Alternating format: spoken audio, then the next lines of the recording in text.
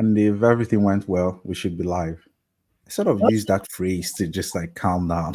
it says yeah, Once we, so yeah.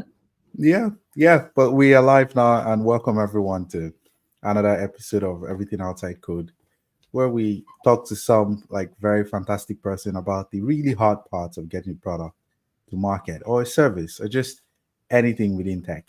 And today we're speaking to Anisa Stoli, who is the director of marketing at Konabos. Anissa, do you want to say like a couple words first, and then we get right Yeah. off? Yeah, thank you so much for having me. It's been really cool getting to know you. We really just met um very randomly through a connection on LinkedIn. And when I found out that you have this series going on, I thought it would be such a fun thing to do together because I feel like our conversations just flow, generally speaking. So this should be fun. Yeah, yeah. This will definitely be fun. I'm looking forward to the rest of it. Yeah, And thanks for coming on. of course. Yeah.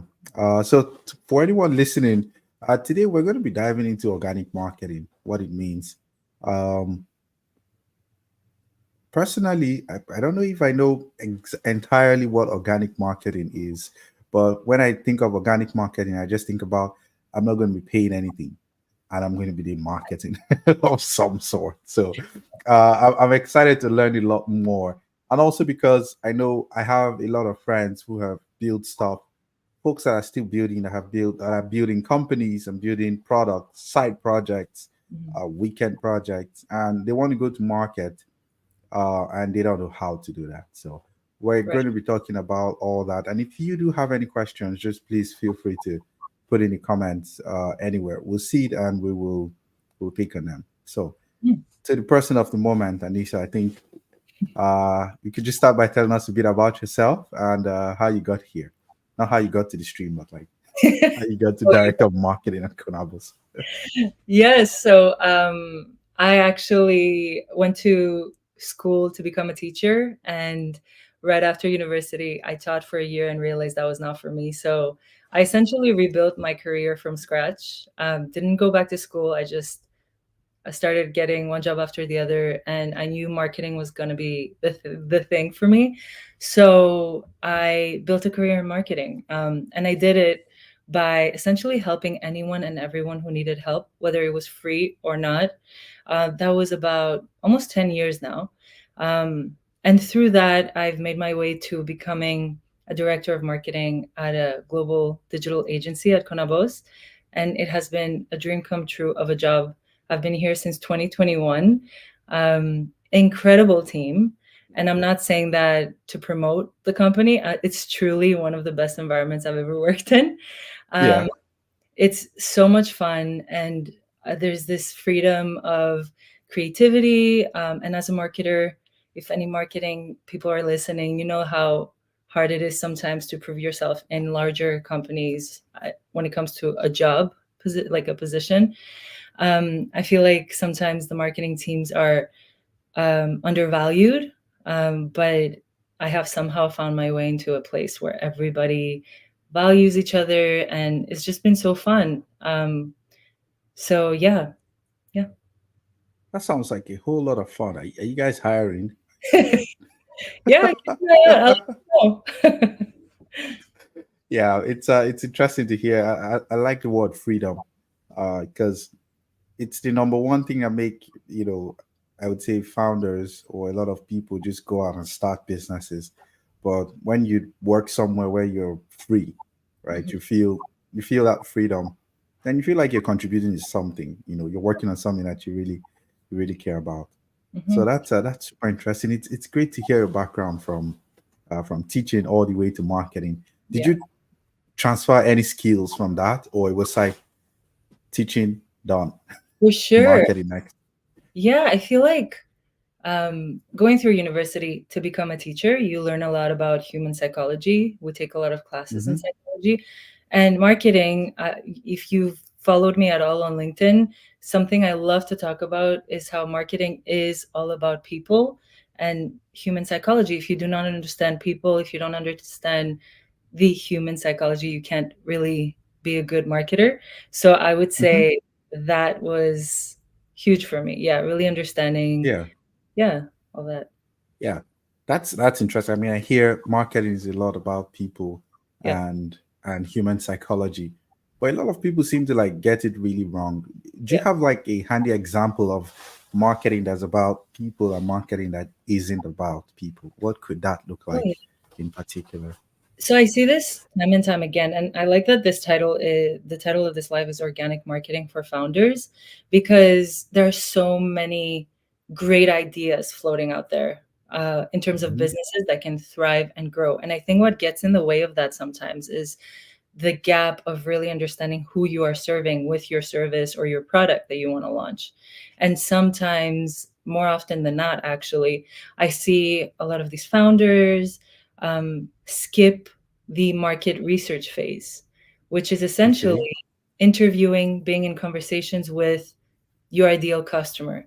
We think we understand what they need.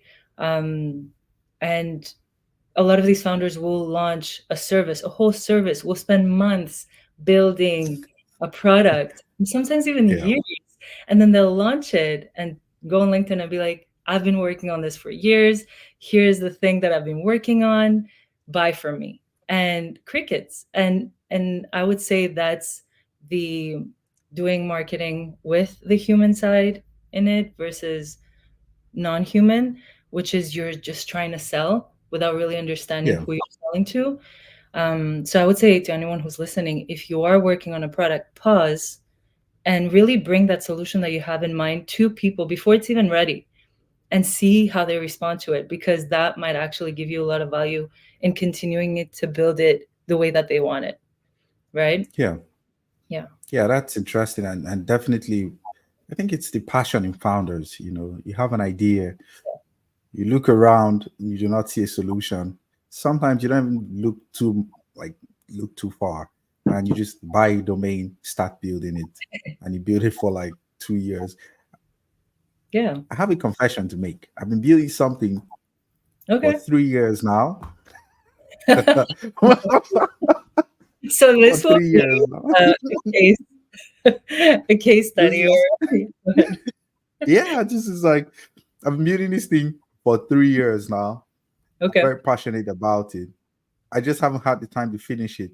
But then I've only spoken to like maybe a handful of people Right. that every day I'm stuck in between the thought of did I actually validate this thing? Like, did I talk to enough users to find out if there is a market for it? Or did I just go off like my hunch from seeing 2 to 3 people have the problem, but I don't know the size of the problem? Right. And I've gone about building this thing and I'm still working on it inconsistently though. So uh, I fear maybe I might be doing it wrongly, but well, maybe in 2 more years I'll find out properly Oh what, no. what I've done. Good. Let's talk after this. We need to talk. Yeah, yeah, definitely. So looking at Konabos, I'm curious. Is what does Konabos do and what's your role at Konabos? What does your day-to-day look like? Yeah. So Konabos is a digital agency. We are global. Mhm. We have team in Argentina, Canada, US, Dubai, Egypt. Um, we're all over the place, and that's one of the things that I love the most. But what we do is that very we offer simplified solutions to complex content management issues. We bring in digital transformation and digitalization for large companies. Essentially, if I want to really like explain it in basic language, is complex web development for enterprise. So we partner with some leading platforms like Sitecore, Kentico, Content AI. One of our recent partners, most recent ones, is Shopify. And we essentially were the middleman between enterprise and these platforms, making it work for them, finding solutions that work in their digital goals. And yeah, we've worked with manufacturers. We've worked in the health industry. One of our current customers is Sick Kids Foundation. We are in higher ed as well. Yeah, we're very proud of the work that we do, and we love what we do. Yeah. Yeah. That's amazing. It's interesting you mentioned like a bunch of names. I'm like, yeah, I know all these tools. I know these Yeah. CMSs and Oh, that's and cool. systems. Yeah, maybe that's why we know so many people in common. Yeah, probably. Yeah. I mean, I love to talk about marketing for like agencies because I work at an agency as well. And I know it's definitely different from marketing a product, but I want to talk about organic marketing. Yeah. Now, what, in your opinion, is organic marketing, and how is it different from just marketing? Yeah. I mean, marketing is a machine. If you're going to tell anyone what is marketing, you're going to hear SEO, you're going to hear social media, paid ads. There's so much under the umbrella of marketing. The way I like to simplify it in my mind is that there is non-paid and paid marketing. Organic would naturally fall under non-paid, but it supports be paid. So, organic marketing to me is the foundation of any marketing initiatives and strategies that you do for any company at any scale. So, if I were to walk Hmm. into a company that needs someone to run their marketing, the very first thing I would do is understand their ICP, so their ideal customer profile, in order, like going back to understanding the human side of who we're marketing to, really breaking that down, and then coming up with strategies that attract that exact persona to the business. Yeah. And then the way we tie that into paid marketing is, of course, once you run any ads, you can then pull people back into what you've built on the organic side. So the communities that you have built, the events that you have been running, the content that lives online that you have been. So one of, for example, what we're doing right here, this is organic marketing. Um, Hmm. we're building community. We're um, attracting. We're getting eyes on what we're doing. We're putting our. We're essentially like raising awareness around what we're doing. Yeah. So content creation, email marketing, um, yeah, anything that has to do essentially in the non-paid community building side. And I hope I didn't Hmm. confuse you. I feel No, like I would like 2 hours to explain, to really break it down. So I'm just trying to simplify it. But that's how yeah, I and listen to it. Yeah. yeah, that's a good introduction. Would you say organic marketing is the opposite of paid marketing? Is that what I hear, or Yeah, it's it's hard. It's hard to say exactly that, but yeah, in simplified ways, I would say so. Hmm. But you can't, in my opinion, you cannot run any paid marketing without having established your organic marketing first. So, say you launch your the idea that you've been working on for 2 years.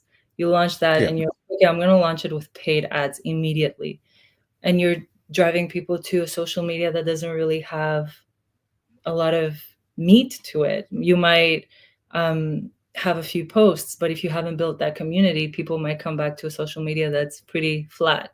They want to see that yeah. there's people talking to you, that you have a community, that you have people using your product, your service. So organic Hmm. marketing makes sure of that part. Yeah. It's interesting because I have a hard time convincing founders, especially when I talk to, again, founders that's built a product that they cherish and they feel like this is the product. Anyone should want to use this. And they want to run ads, for instance, but the website just isn't great. Yeah. Um, and they think about conversion ads, right? Mm. Because there's the awareness, general awareness ad, and then there's an ad for like conversion that sells a certain solution to a specific problem. Does it still matter that they do not have, or they haven't done a lot of like work to maybe build the organic channels or the organic marketing, solidify that? Or is it still fine to run like a conversion focused ad that's just focused on, hey, pay me for this solution, Yeah. and then maybe later on they can focus on like some Right. on their more organic channels? Or what do you think about that? Yeah, of course. Can you launch a business and immediately run ads? Of course, like you can do that and that might work. There might be some success in that, whatever you might call success in when you're running ads. But at the end of the day, if you don't have any social proof built to your brand, Hmm. you don't have any trust built to your brand, the ads and the amount you're spending on running those ads, is it really worth it? It's how I like to approach it. So you may have seen so many founders and CEOs and presidents of companies now building their personal brands on social media, right? You see that Yeah. so much more now. And the reason for that is because people buy from people. And it Yeah. all goes back to the human side, right? We can't forget that. You can't build trust without putting yourself out there and sharing about the vision of the company. You can't sell if you don't have trust. And people who don't trust you, they won't buy from you. So yeah, I think it is important on the organic side to have um, that content, that presence built for sure before you even Yeah. start running any ads. Mhm. There's no Yeah. easy way out. So, I feel like people think that I have worked with founders who are like, I want you to run ads right now. And then we'll find an agency that runs ads, we'll start running ads, and it'll take months before we ever see any results from it. And the reason why is because you didn't focus at all on the meat of your business, on the organic mhm. side. So people come to your page and they're like, why should I even buy from you? Who are Yeah. you? So it's like time versus money. Do you want to spend thousands and thousands of dollars a week, a day on ads, or do Yeah. you want to take the time to build that trust, the story, the brand that on the long term can pay off? Yeah. And I would imagine, like, even in the world of ads, like ads that are like directly focused on conversion, they are expensive for very specific keywords as against ads that are just impression based or Oh just for yeah, general awareness. So you're risking like a lot of money to I think to so. try to get some conversion. Yeah, you might have marketers that listen to this and they're like, I beg to disagree. And I'm happy to have that conversation. This is my experience with the businesses that I have worked with, for sure. Yeah. I've had similar experience too, where Yeah. especially with an agency, not a product. So they have a software agency, software development agency, and they just like, hey, we're going to run ads. Yeah. And when you run ads for like, for instance, AI development, you're competing against like directly competing against like a lot of other software development companies. And Yeah. then you're competing with freelancers, and then you're competing with like job boards and recruitment agencies and so many. So they just spend like tons of like a whole lot of money and Yeah. got nowhere because the prices on those ads were also like really high. Oh, Um, absolutely. Something you did mention I was interested in is we hear the word ICP all the Yeah. time, deal customer profile. Um, what's like a key component of that? How would anyone go about identifying the ICP? Do they have to like have a set of questions they ask their customers or the prospects or ask themselves? But how do they go about setting an ICP? Right. So it definitely goes back to the very beginning of why your business exists. So you've obviously found a problem that you believe you can break a solution to. So you break that down, right? My solution to this Hmm. problem is XYZ. I'll have a question for you actually before I keep going. Are you comfortable to Yeah. share what you've been working on? What I've been working on? Yeah. Yeah, sure. Okay. 100%. Yeah. Let's do I mean, I've been, because this is okay, this could be a live example. I can't tell how many people are listening in right now, but I'm sure people can go and rewatch this conversation at some yeah, point.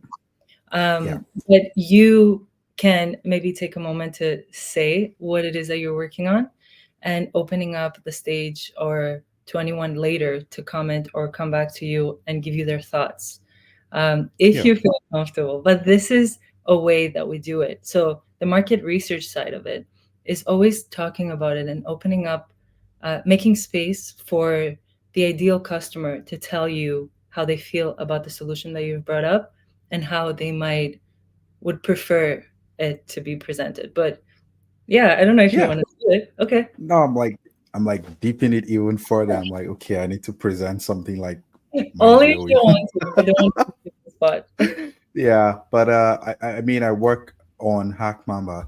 I help. My job personally is to help everyone else at Hack Mamba be better. That's my role as the founder. But Hackmamba helps software teams write technical content, original technical content. So Yeah. we work with software engineers, technical writers, graphic designers to just create content for SaaS teams that want to, acquire developers or software engineering users, and sometimes drive deeper adoption. So for those familiar with like content marketing, we create anywhere from top of funnel, middle of funnel to bottom of funnel content Mm. specifically for SaaS companies that have a developer feature or they're a developer first company. That's why we're a technical content agency. So that's what we do, So and that's you what I've been working on. so you target SaaS companies, Yeah, the target soft. SaaS companies. Yeah. Yeah, and Okay. they should have a developer feature. So not just any SaaS company.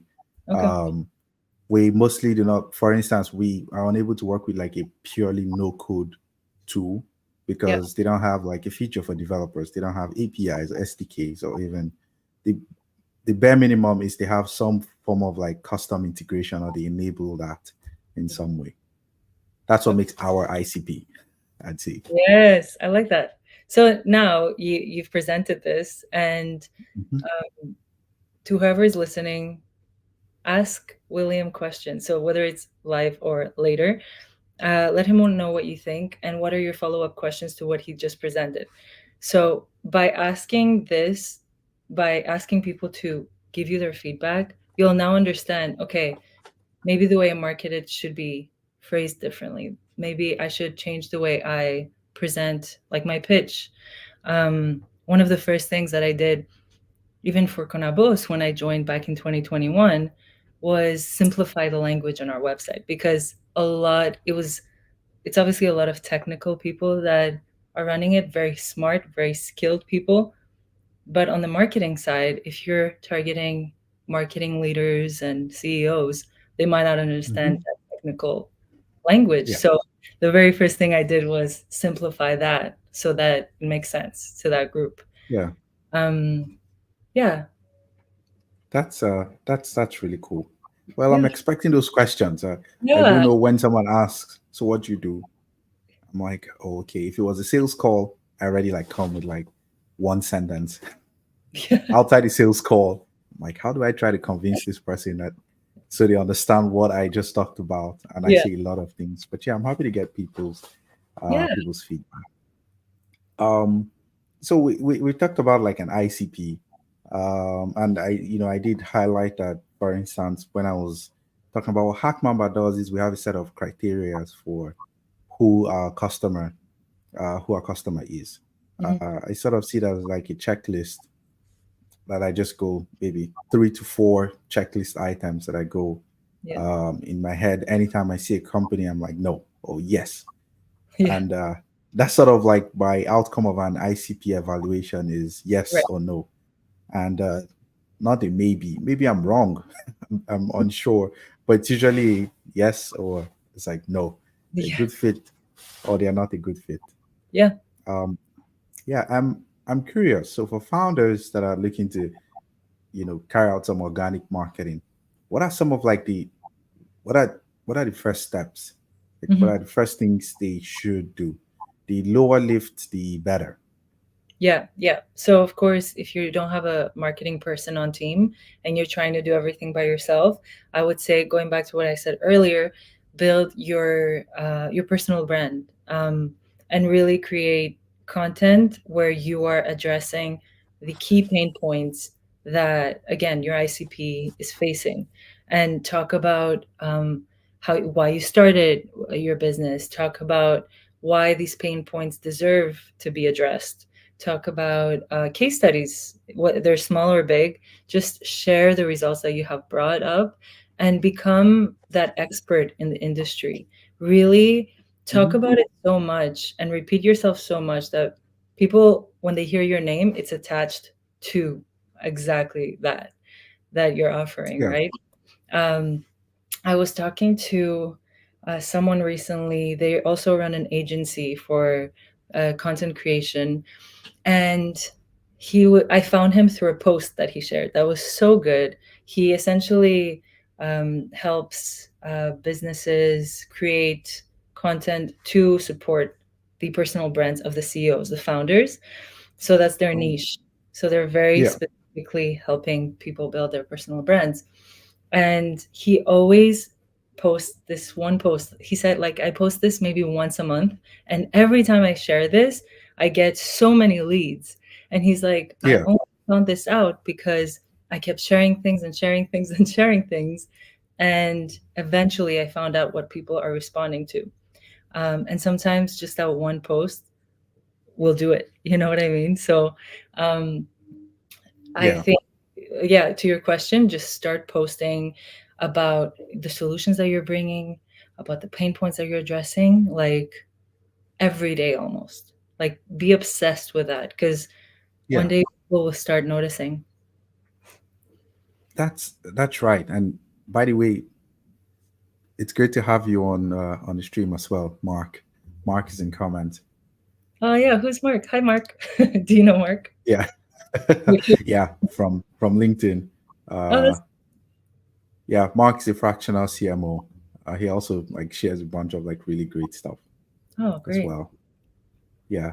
To your point about sharing things, I think that's a very fantastic point. And these days, I've met a lot of not just founders but people that are building a personal brand that get fatigued and fatigue in a way that they share, you know, a couple of things. They have like a calendar, a mental calendar of like, I'm going to share 1, 2, 3, 4, 5, 6, 7, 8, 9, 10 things over the next 2 months. But then after that, they're like, oh, I already shared this thing. I shouldn't talk about it again.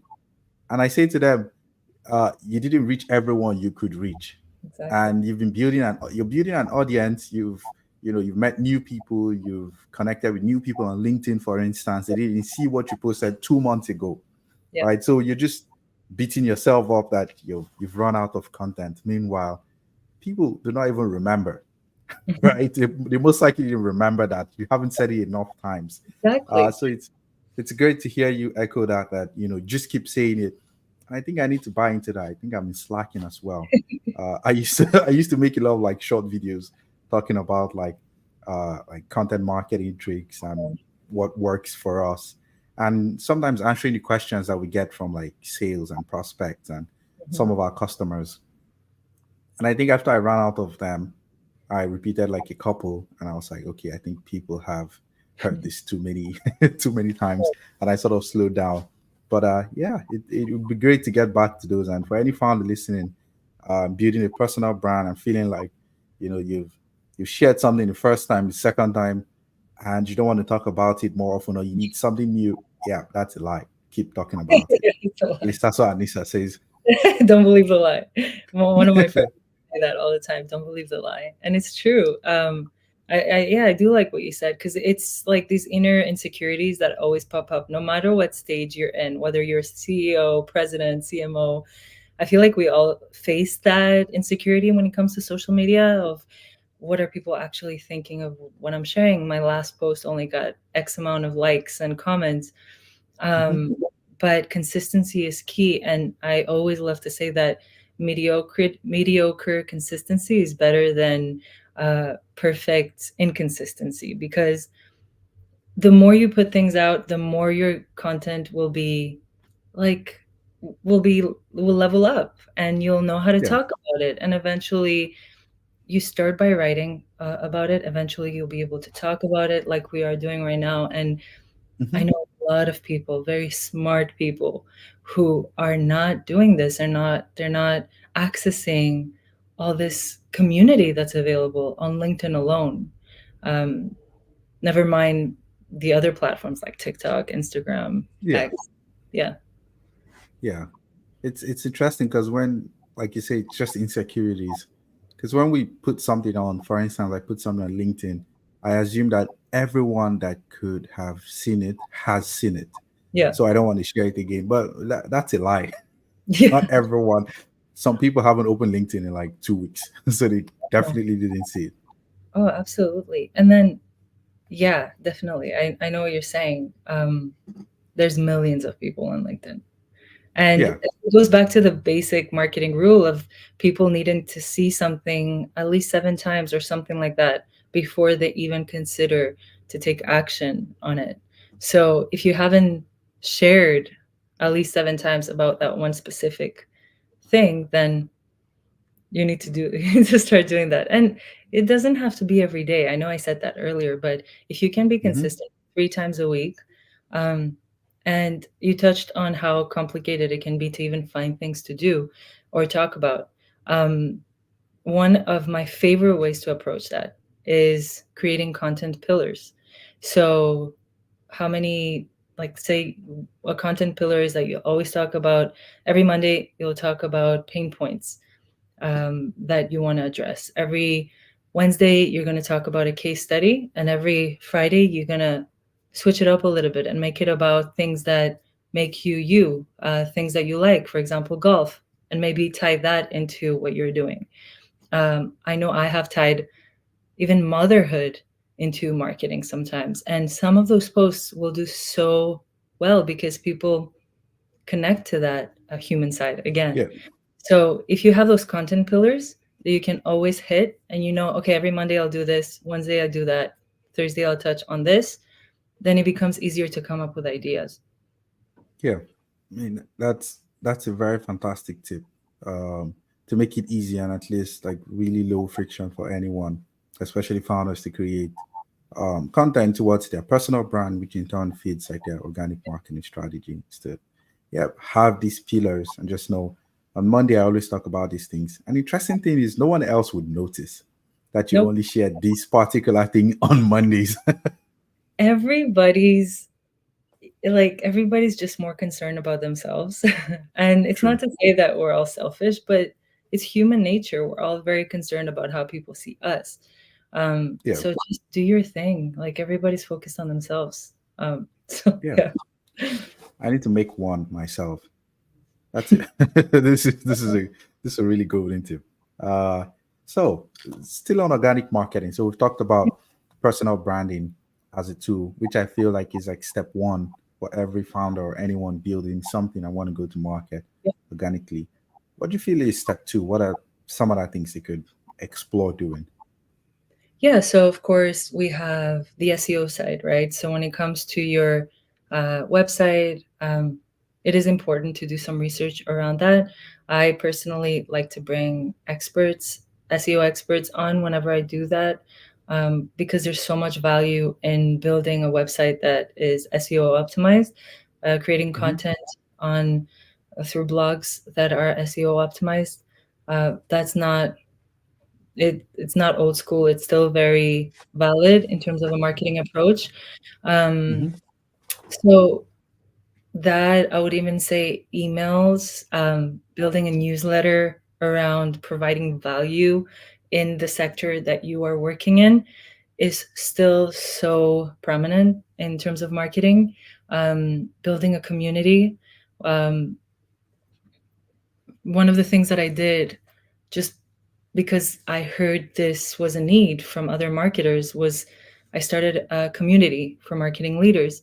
I was on a call with another friend of mine who's also a marketing leader in SaaS.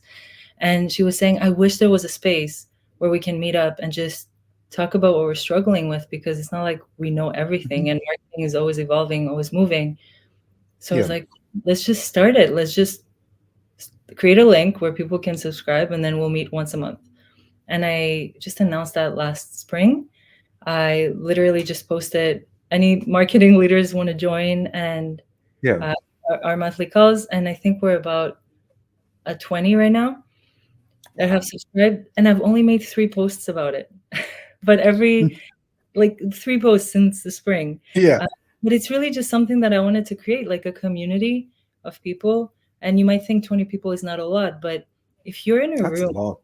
it is a lot. But also, if you're in a room with 5 other marketing leaders, the in like the value, the conversations that are being had in those calls are so Hmm. incredible. And I know you joined the last one. You came on and you provided so much value around how to run a podcast. And of course, the other marketing leaders were taking notes. But literally every month we meet and we just share Yeah. ideas. So that goes back to organic marketing. building a community, a Slack community of Hmm. common needs, is still very, it works great. Yeah. Yeah, these are really great tips. I mean, from like email to SEO. Mhm. I feel like a lot of founders ignore SEO because it's a lot of work. But Yeah. even some of like the basic things like making sure the website is fast Yeah. and you're using like the right tags, the really engineering bits too that a technical founder can actually take care of, but they don't know that they should be taking care of. That's something I found that's been like Really. really valuable. Yeah, using the right tags, making sure like the site has like a good meta title and description Yes. rather than it just saying the website's address, the URL. Yeah, those are I, like some things to take care of. yeah, I would love to hear about more things that you have done or seen be successful on the organic marketing side or any marketing. Yeah, so for me, I guess the personal brand, that's always something that pays off. And right now I just do it like without thinking, like Yeah. build the personal brand. And the way I do that is just contribute to anything and everything. Hmm. At some point, I had to like consciously be like, okay, I need to say no to some things, like collaborating on something. So Yes. I've taken the approach of just collaborating on stuff. I found out that I could be, I wouldn't say lazy, but I would say liking to take the most efficient path to getting something done. Yeah. So and collaboration has been like one way I've been able to do that. So from collaborating on meetups, Uh, on live streams like this, yeah. working with founders in communities, helping out with events, just being like, hey, I can provide a tenth of the value or the effort required to get this off the ground. I want to help. How I can spare 1 hour or 2 hours every 2 weeks Hmm. to work on this thing, and in turn I get some like either like brand share, some Yeah. shout out somewhere, an introduction to someone, and it increases like my personal brand. And I would say 70 to 80% of the partners that we currently have at Hackmamba have Hmm. come through this brand either directly or indirectly. If I trace like how they've come, I'm like, oh, we interacted with someone or they interacted with someone that I know at Right. this point in the past. And that reinforced like their buying decision. So Mhm. that is one approach that I've taken to marketing. And when this happens, at least so far, people ask me like, "Why are you doing this? So what's in it for you?" I get that a lot when I'm trying to contribute to something because everyone feels there's some ulterior motive behind something, and I'm like, I don't know. I know Yeah. if I create value, I'll get something back. What it is, I don't know. I'm just usually conscious of like how much effort I put in because Yeah. this is also a bet, but I don't know what I'm going to get back. The bare minimum is I get some visibility, Yeah. and that's it. So far it has been working. I've done like a ton of stuff, just collaborating, volunteering to help with stuff, and in turn I get some personal brand value, and some of that brand value seeps into Hack Mamba as well, which Hmm. is, I guess that brings me to my next question: is how do you see personal brand Hmm. tie into like a company brand? So if you're building a company, how does Yeah. your personal brand reinforce that? Should founders make a conscious effort to like transfer that personal brand, or does it just happen naturally? What are your thoughts on that? I mean, I anywhere I work, every business that I have worked with, and currently at Konabos, this is something that we're very intentional about, is that the value should come directly from the founders, um, and also the business page, if we're talking about content, but the brand is an extension of the founders. We talking about what you just said about connections and business coming in through relationships. One of the things that we believe at Konabos is that we are a relationship based business. And what that means is that someone messaged one of our team members recently, like, how do you monetize on relationships? And she's like, are you serious? Do you expect people to spend thousands, millions of dollars on a service if they don't have a connection first? Um, people are not going to spend millions on a service or even thousands on a service that they just saw an ad about. There has to be some connection there. And honestly, if the connection is not there for us, sometimes we'll turn down business because in the long run, it could be more of a headache. So Yeah. that relationship is so important. But going back to the branding and the personal brand, our founders are always talking about the going like the pain points that we discussed earlier, and they're always going back to the history of Konabos and why it even started, because it started from a community, and people needed the service, so it became a service, and now it's Yeah. continuing to grow, because people just trust them again because of what they see online about them. So that trust is so important. Um, Hmm. on a practical side, like getting on things like this, like you said, having live conversations, podcasts, and then taking this content and repurposing it, whether it is on a blog, whether it is taking what we're talking about now, maybe the recording and posting snippets of it. I would encourage you to do that on your page. I think it will get a lot more eyes with, especially on Hmm. LinkedIn now with the new feature of endless scrolling of videos, the TikTok type scrolling. Um, Video is a prime type of content that you can create for your Yeah. page and for your personal brand as well.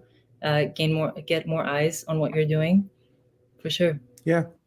I'm looking forward to congratulating everyone on the Infinite Scroll Yeah. on LinkedIn. It's like, congrats. I'm thrilled as you are as well. It's Yeah. like, congrats. That's like most of what we do on on LinkedIn Isn't is that crazy? share It's like a video share game. each other. Yeah. Yeah, yeah, it's interesting. So I guess the final question I have is, Yeah. how do you know all of these organic marketing bits they work? So we've done, personal branding. The founders creating some content. Um, they've started a newsletter. They're contributing to a community. What's a North Star, or maybe not a North Star, but a bunch of metrics they could look at and be like, okay, this is actually working. What are your thoughts around that?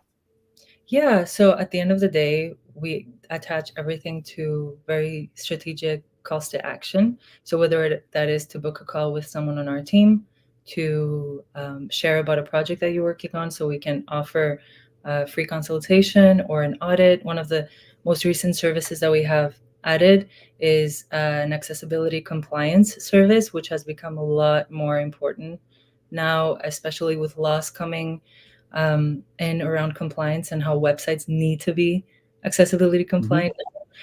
So we're offering free audits. So every piece of content that we ever post will always be attached with a call to action. It's not just for fun, right? So if we post a video at the end, it's always going to end with book a call with us, and or join the community or join the conversation. And again, those relationships have always turned into business for us because word of mouth is still a marketing strategy that is still working for us and a lot of businesses Hmm. that I work for.